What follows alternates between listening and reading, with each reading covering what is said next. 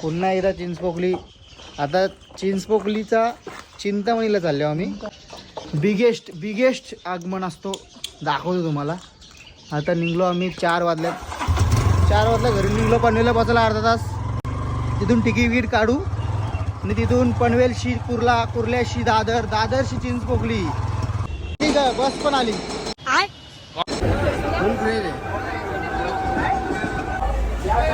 पोचलो आहे चिंतामणीच्या आगमनाला.